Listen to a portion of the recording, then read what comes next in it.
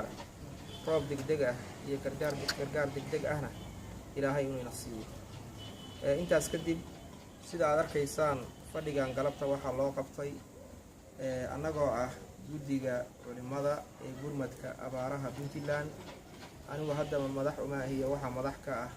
الشيخ فؤاد محمود حاج نور لكن وحنا هاي كمين جوديجا كترسن أنا وجوديجا قلبت وحنا عضينا إن هالكان كله ورجني لعق $5,000 لعق تاس أي صندرين وروهذا وبجوبته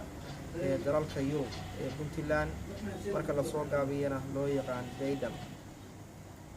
waxaan cadeynaynaa lacagtaasi waana soo gaadhay waxaana soo gaarsiiyay Ilaahay ka ajar siiyo Sahara Fabeero mar aha markii ugu horeysay oo ururada reer Puntland ama jaaliyadaha Yurub iyo Amerika ka dhisan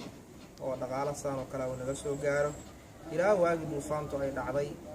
abaarihii maxaan ku yiraahdaa arintii qaxootiga gaardafuu mar walba runtii gacantooda ay ka qayb qaadashadooda joogtay ah waxaan leenahay Ilaahay idinka ajar siiyo mar hore iyo mar damaba lacagtaas wayna soo gaadhay insha Allah taala gudi ahaana waxaanu ballan qaadaynaa meesha aad u tala gasheen dadkaas abaartu ay saameysay in waraabka iyo biyaha u baahan yihiin in lacagtaas ay gasho gudiguna hadda hawl culus ayuu ku jiraa oo meelo badan ayaa loo diray waxaan ku yiraahdaa kooxo gurmad degdeg bixinaya labada asbuuc la soo dhaafay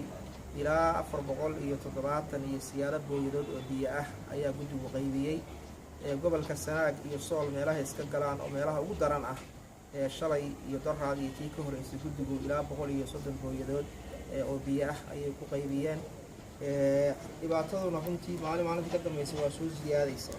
oo mar walba xoolihii dhimashadooda waa badanaysa oo dadkii gaajadooda waa badanaysa Ilaahay baan ka baryaynaa Ilaahay baan ka saari Ilaahay inuu ka saaro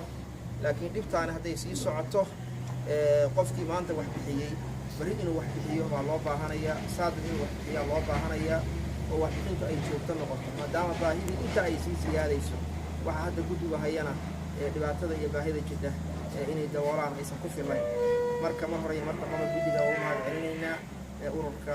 qurbo joogta Puntland waxaan leenahay wixii aad bixiseen Ilaahay idinka ajar siiyo wax ka khayr badanna adduun iyo aakhiro Ilaahay idinku bedelo subhanahu wa ta'ala annaguna gudi ahaan meeshaad ugu tala gashay inay gaadho ayaan ku dadaalaynaa inta awoodaya insha Allah ta'ala wabillahi tawfiiq